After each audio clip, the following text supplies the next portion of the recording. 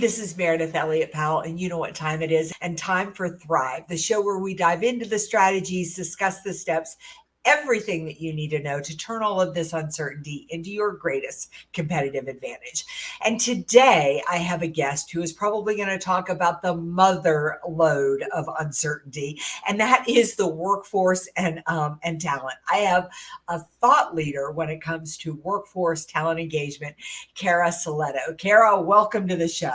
Hello, hello. Thanks so much for having me. Well, I am super excited. I have so many questions I want to talk about. And today's topic, I think, is so important. I mean, Cara, I am really excited to talk to you because I got to tell you, of the one topic that is really confusing me right now, it is talent and talent engagement and the workforce in general. I mean, we just got the jobs report, and despite the fact that inflation is looming everywhere, there's more companies looking for jobs than ever before. But before we dive in, for those of you in the audience who don't know Cara, and there can't be that many of you, Cara, tell us a little bit about you and what does it really mean to be a thought leader in the area of workforce and talent engagement?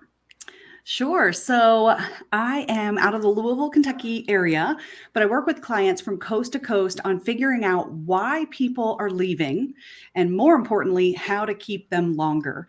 And I happen to be one of the oldest millennials. I was born in the 80s. So when I started my business 10 years ago, I was focused on bridging the generational gaps and reducing turnover through that message and those programs. But now we talk about everything from proper onboarding and that new hire experience to, of course, bridging generational gaps, making managers more effective in their roles. I'm still shocked at how many organizations do not have proper management training in place, as well as other things. Now we're including, compensation into the conversation and just the general culture. Have you created a place where people want to work? And as far as the thought leadership, instead of just saying the same things that everyone else is saying, and instead of giving generic strategies that blanket and sometimes work and sometimes don't, I speak from my experience growing up as a millennial, thinking very differently about that employer-employee relationship, and the fact that my mom was told things like, "You're lucky they let women work." Yeah. And instead she raised me to have a voice, to have a say, to have confidence in my skill set and value to the organization. And so now I share unique stories and examples, and of course data as well, about today's new workforce to help leaders keep from becoming disconnected from their front line, because we have to understand the mindset and the upbringing of those that we're recruiting and hiring if you want to keep them. They're not the same 25-year-olds that existed even 10 or 20 years ago as 25-year-old workers, for sure. Yeah. It's so interesting. I'm the very last year of the boomers. I got more than a few years on you. And really watching the workforce shift and change, in that I think what is really interesting is that, in my opinion, employers are still looking to hire people for a job. And the biggest thing that I tell my clients is people can find a job. That's not what they're looking for. Mm-hmm. Finding a job is easy. Yeah. I'm looking truly for something beyond that. And I realize that I'm controlling the workforce. Was this shift starting to happen before COVID, or did COVID bring it on, accelerate it? Kind of, what's the history there? Yeah, absolutely. So for the demographics, we had the huge baby boomer cohort. We had a much smaller Generation X cohort that came next. This was the latchkey kids, the figure it out on your own, sink or swim type of group. And then you had this huge millennial generation. And so that's why even 10 years ago, I was talking about, it's a new workforce. This is a different group of people, and it's going to take creating that place where they want to work, being heard, being valued, much more egalitarian approach, meaning just that not everybody has to be equal, but that everyone brings value. We need the frontline workers, mid-level managers, and the executives, or we can't operate the organization. So part of it comes from that demographic hourglass that we had. And then I would say that the pandemic for sure exacerbated or expedited all the trends that we were seeing. Same with the work from home, right? We were seeing that trend over the last Yeah. 10 years, but then the pandemic just helped us get past some of the hurdles that were holding us back from more remote work. As one example, the same thing happened with the workforce. And of course, this year we hit the Great Resignation, Yeah. which was just massive amounts of people quitting all at the same time for several reasons. But I think that had been in the works. I kind of tell people that we saw this coming. You know, I wrote my book about workforce retention in 2018, Meredith. Yeah. So this was an issue, and I had been speaking about it for years before even writing the book. Coming out of the recession from 2009, 10, 11, we saw it become harder and harder and harder to get and keep people. So I would say that this has been going on for years, if not more than a decade, but it has certainly been more focused on and more expedited just in these past 2 to 3 years. Well, so where have people gone? I mean, has the gig economy played into this? At the end of the day, we still have to pay bills. We still have to save for retirement. We still have to do all those types of things. So where have people gone? That's a great question. That's a big one. And some people have the misnomer that nobody wants to work. And that's just simply not true. We don't have a huge population out there that's not working or not clocking any hours, but it certainly has changed. Now, the pandemic took out, 2 to 3 million extra baby boomers who retired earlier than planned. It took out almost 3 million women from the workforce at the time when the schools shut down. However, we've regained most of that, of the women who wanted to come back into the workforce. It certainly gave women who wanted to stay home a path for that. So we didn't regain all of them. We have lost, hundreds of thousands of people who actually died of COVID. And for me personally, the 2 family members and close friends who passed away, they were still working. Yeah. They were in their 60s and they were both working full time when they passed away. So we did lose that working population of some from the pandemic. And then we also saw one of the biggest impacts as well is we saw near zero legal workforce immigration in 2020 and 2021.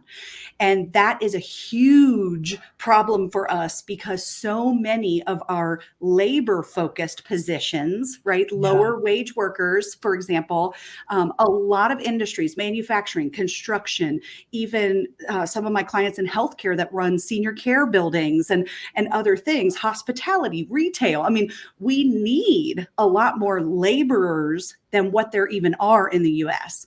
So we can make assumptions and complaints about immigration policy and whatnot, but this is not political. It's simply a numbers game. We do not have enough legal workforce immigration happening right now to fill all the open positions that are needed. So that's just a few of those issues, but it's millions and millions and millions of people. To go back to your mention of the gig economy, that has been kind of a separate issue. How many people left the workforce or didn't join the workforce in the trends we had been seeing previously. And then there's the tethered. We call it tethered. Is your workforce tethered to a location and a shift? Like I have to be at the hospital from 7 to 7 or on the manufacturing line from 8 to 5 or whatnot. Or is your position untethered? And there's some spectrum to that. Some people are hybrid or in between or whatnot. But the amount of untethered work that has popped up in the last 10 years and even just the last 2 to 3 years is astronomical. So now you do have some folks that are saying, you know what? I don't want to be told where to be when. I don't want to be tethered anymore. And instead, if I can't find a fully remote job, I'm just going to piecemeal it together. I'll work at, I'll DoorDash. Target came out with Target On Demand last year where you could pick your shifts and come in whenever you wanted. I mean, even big employers are implementing some of those things. And every year we get more, right? We had Uber, now we have Uber Eats. We've got Grubhub, we've got Lyft, we've got all these things. And a friend of mine, one of my babysitters, her boyfriend is, I think, 29 years old. He quit his day job and now, no joke, this is not a joke, he full-time sells Pokemon cards. Yeah. Because he's got access and he's got the internet and he's a smart kid and he's making really good money just creating an online Pokemon card shop. So there's just more options today that didn't exist 10 to 20 years ago. Yeah, it's so interesting. I was in Las Vegas working, and I caught an Uber, and the Uber driver had a tethered job, to use your lingo. Yeah. But he's making 20,000 a month driving an Uber in Vegas because Vegas is just so busy. Yes. That he said, I really like the fact that I work if I feel like it. I don't have to work if I don't, and I'm my own boss, kind of doing my own thing. Right. So in other words, there's a lot at play here. Yes. Correct? Yeah, it is not one piece of the puzzle or one missing link. It's all these things have happened that created this perfect storm that we're in right now. So where does an employer start, whether they're a small organization or a large organization?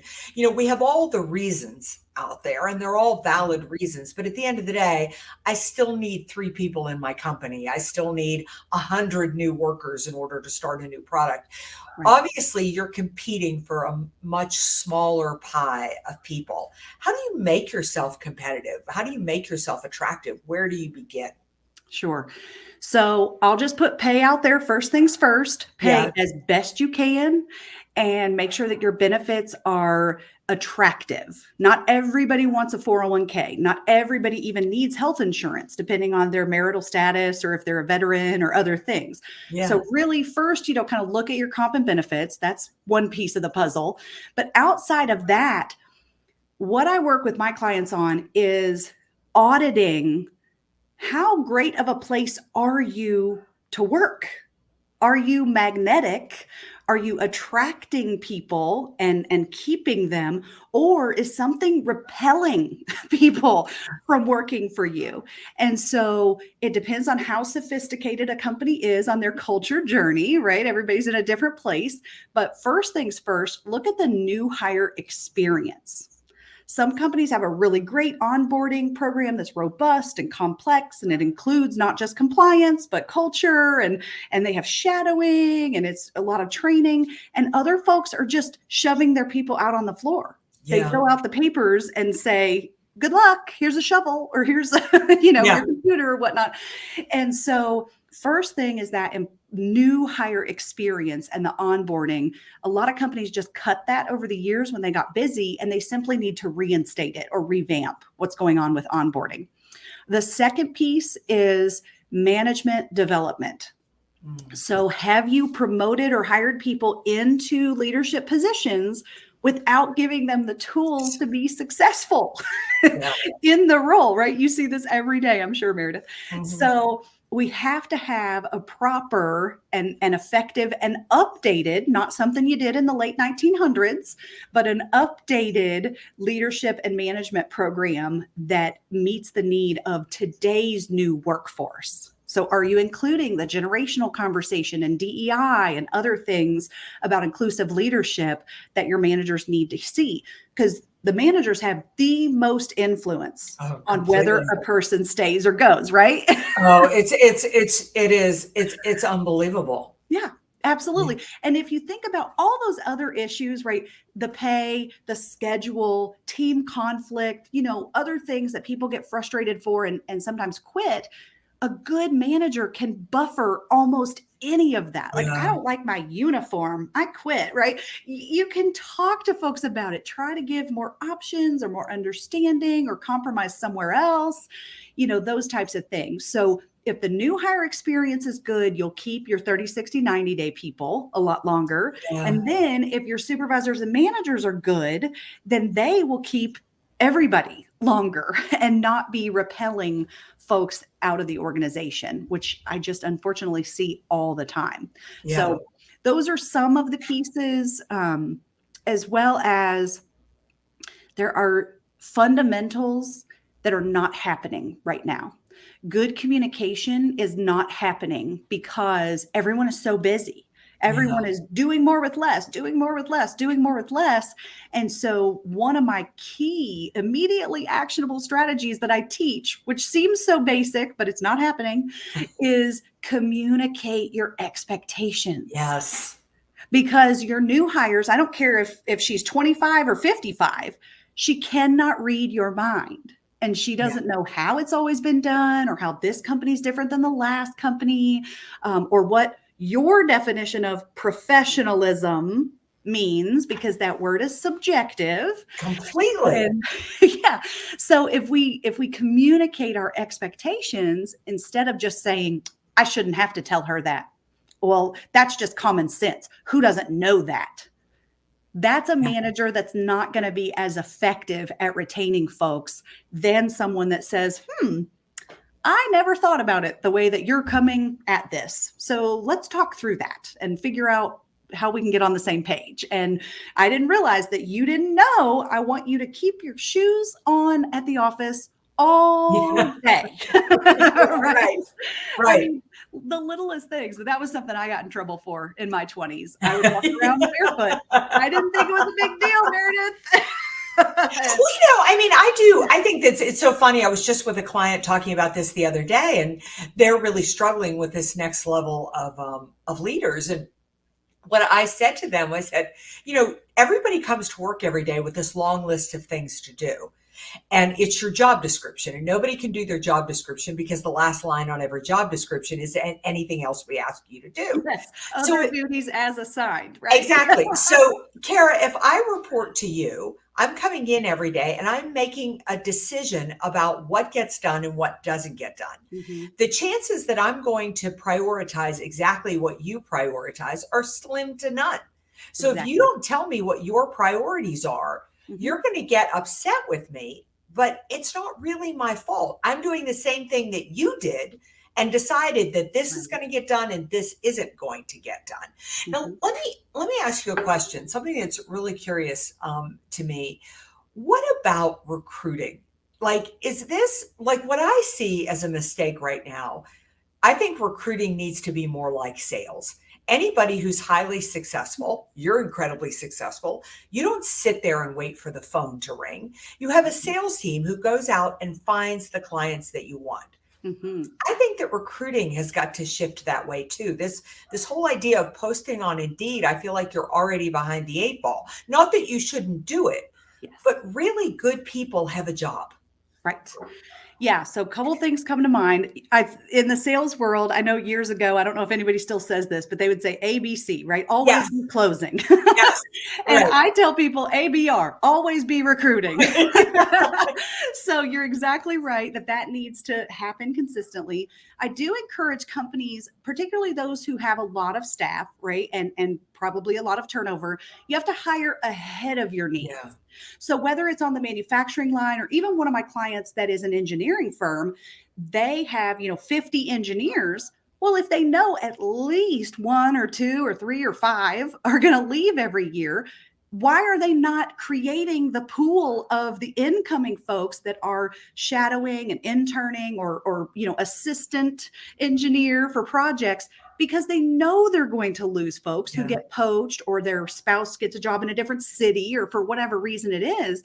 Have that pipeline ready, and not just the pipeline of recruits, which is one level, but actually hire ahead of your needs and say, look, if we've got to get these projects done for the clients, then I'm probably going to need somebody, almost that succession plan, right? Somebody to take over a project in 6 months when my next lead engineer leaves, because they can see it coming. You all, this shouldn't blindside us. We know turnover is here.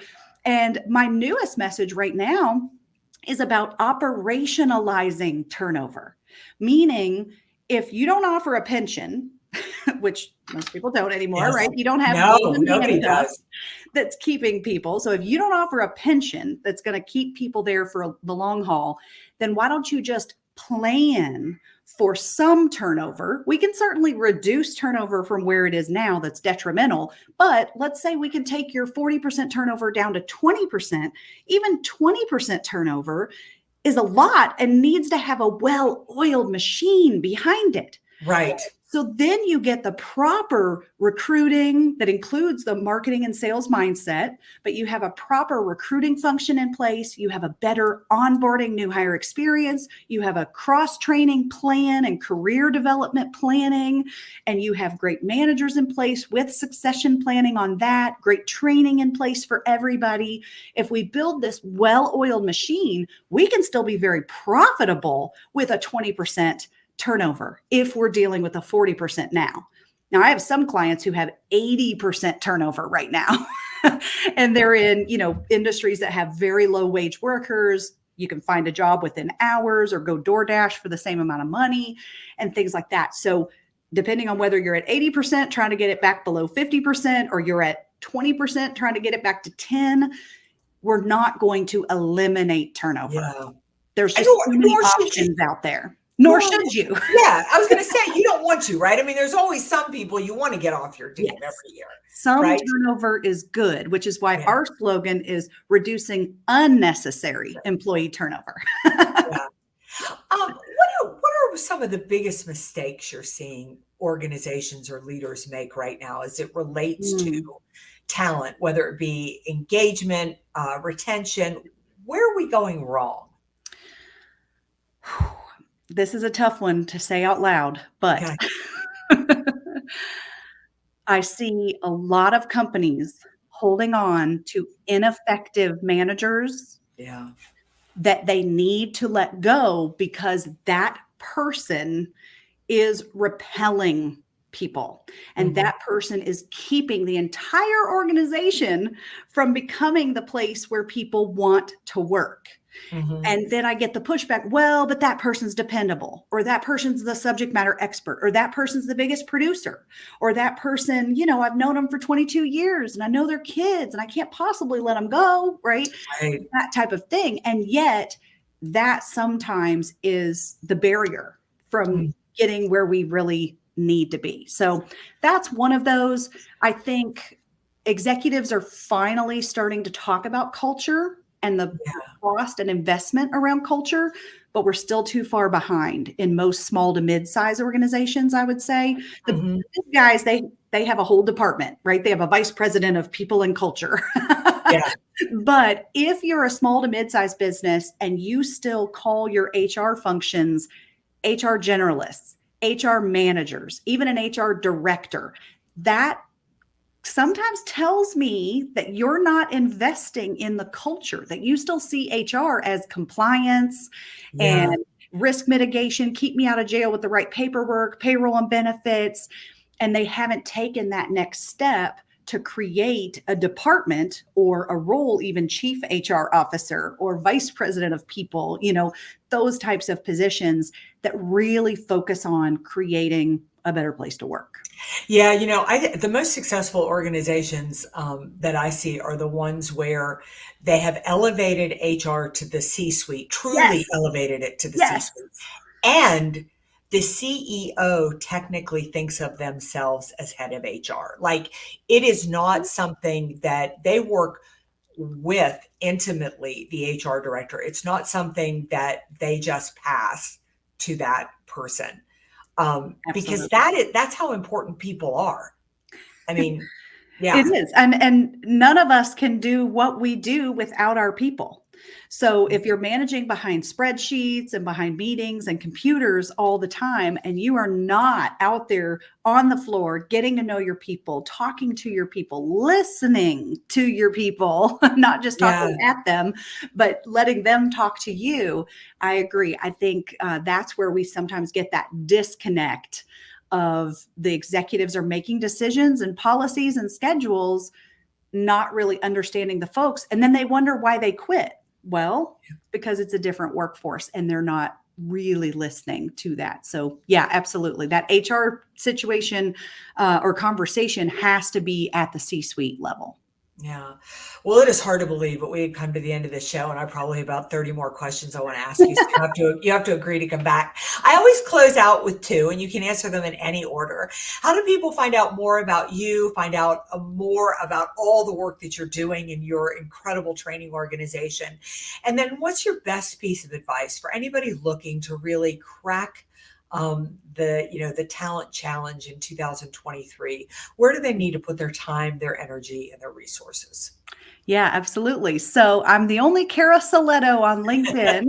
So I'm easy to find. My organization is called Magnet Culture because, of course, we're trying to create a magnetic place where people want to come back tomorrow.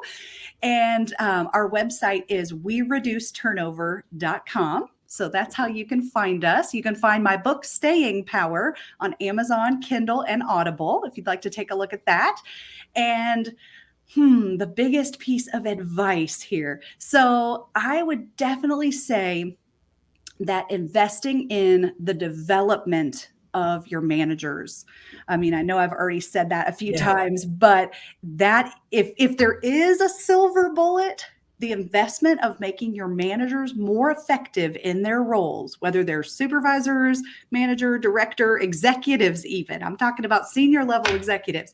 If you have not trained each level of those folks to better understand today's new workforce and to get the skills they need to be a retention champion for the organization, that is absolutely where you will get the most bang for your buck on any retention initiative. I couldn't agree more. I mean, it just is return on investment. I also say you get incredible competitive advantage Yeah. because most of your competitors are not doing that, right? Exactly. And then recruiting becomes easy because your staff lines up their friends and neighbors to come work for you. That's what Right. happens for me. I don't have to post jobs because my staff has people. As soon as an opening comes up, I know somebody who wants that job. Yeah, I know somebody who would be great. Well, Yeah. Cara, I cannot thank you enough for your time today, your wisdom, and all your great. This has been such an interesting conversation, and like I said, feel like we have barely scratched the surface. I really encourage you to follow Cara on LinkedIn. She has some amazing posts. Go out to Magnet Culture, read what she's developing and training. Check out her book. We'll have all of that in the show notes. And again, great piece of advice. Join us right back here for another episode of Thrive, turning uncertainty into competitive advantage.